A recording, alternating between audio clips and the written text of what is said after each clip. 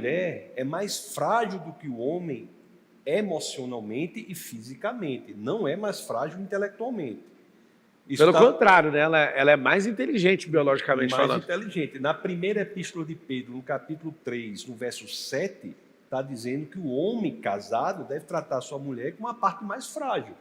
Quando o homem não assume a liderança, não assume os problemas, não assume as dificuldades, coloca a mulher para enfrentar isso, o casamento fica disfuncional, porque a mulher passa a sofrer, e a mulher é uma leoa, ela enfrenta o que tem de enfrentar, mas a estrutura dela não é para tomar a pancada, a questão da pressão emocional, dos problemas grandes. Esse é o papel do homem. Quando não faz isso, é uma situação. Fechando o parênteses, só para contribuir. Boa. Qual que é a solução que você acha? Você que está dentro de uma faculdade, o que a gente tem que fazer como uma política pública? Vai que você está falando com alguém que pode resolver um problema político do Brasil no futuro. Primeiro, resgate das bases sobre as quais nós formamos a mais bela, mais próspera, mais importante civilização da história da humanidade, que é a civilização ocidental. Nós temos que resgatar as bases sobre as quais nós construímos a nossa civilização, que são bases judaico-cristãs. Tudo o que nós temos, em grande parte, decorre desta civilização. Os hospitais decorrem dessa civilização. Roma e Grécia não tinham hospitais. Casamento, Igreja Católica. O casamento como o intuito de uma instituição perpétua nasce basicamente no cristianismo. As universidades nascem no cristianismo. As mais importantes, Harvard, Princeton, Yale, Cambridge, Oxford, foram criadas como escolas de discípulos cristãos. O lema original da Universidade de Harvard é verdade para Cristo e a Igreja. O cristianismo nos dá a possibilidade de nós nos desenvolvermos em todos os aspectos da nossa existência. Então, temos que resgatar os princípios básicos da fé cristã, porque foi graças a ela que nós formamos isso que eu falei, que é a civilização mais importante da história da humanidade, que é a civilização ocidental. Então, o que é que nós precisamos na prática? Um resgate da civilização. Aí entra o termo conservadorismo. Conservadorismo não é uma ideologia. Interessante isso. Conservadorismo é uma metodologia. O que é conservadorismo? Conservadorismo, basicamente, é a metodologia de dizer que os valores que foram aprovados no teste do tempo, no teste intergeracional, devem ser mantidos. O que sua mãe ensinou, sua avó lhe ensinou, sua bisavó ensinou a sua avó e assim sucessivamente, deve ser mantido, porque foi aprovado no teste do tempo. Não é que você não possa mudá-los, mas você deve tender a mantê-los, a não ser que você tenha uma excelente fundamentação para mudá-los. Em outras palavras, você deve manter os valores aprovados no tempo e, para mudá-los, só pode mudá-los aplicando a mudança à virtude concreta da prudência. Hoje em dia, o que as pessoas chegam é assim, professor. Chegam e dizem assim, olha, tudo que você aprendeu com sua mãe não vale nada, com sua avó não vale nada, aqui está o certo. Uma mulher hoje que engravida, a primeira coisa que ela faz é desconfiar do que a mãe ensinou para ela, como é a gravidez, como é que vai ser, que a avó se inscreve num curso que vai dizer tudo o contrário.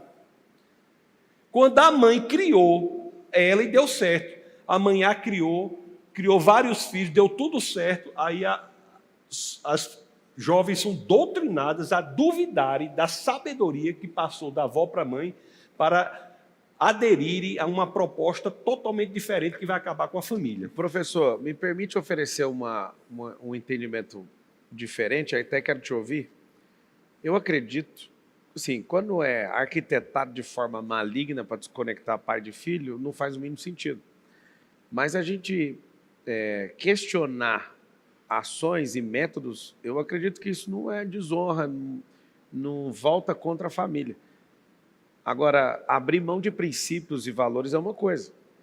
O que tem também é um excesso de ignorância no passado e de não ter acesso à lógica. Por exemplo, eu tenho 4 filhos, e um dia eu estava com meu filho na UTI e eu vi que a criança deu entrada porque a avó achou que tinha que dar uma colher de café para a criança.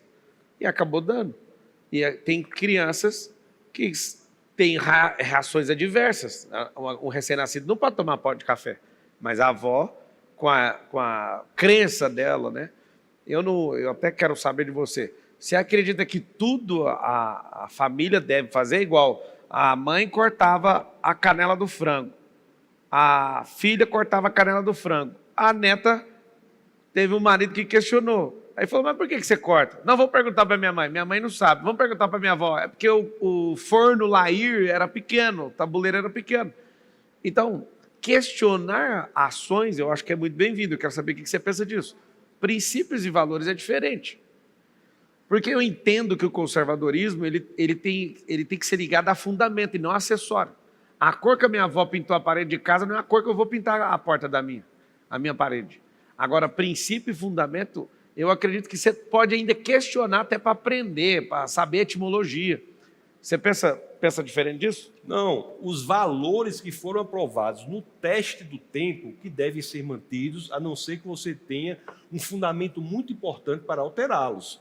Isso é que deve ser feito. Agora, é claro, a técnica de oferecer, inclusive é a primeira vez que eu ouço isso, a técnica de oferecer café para um bebê pequeno, creio eu que se fosse eu, o bebê, eu até iria gostar, gosto muito de café, né? Mas oferecer café para um bebê pequeno deve ser questionado. Isso aí não é um princípio, não é um valor.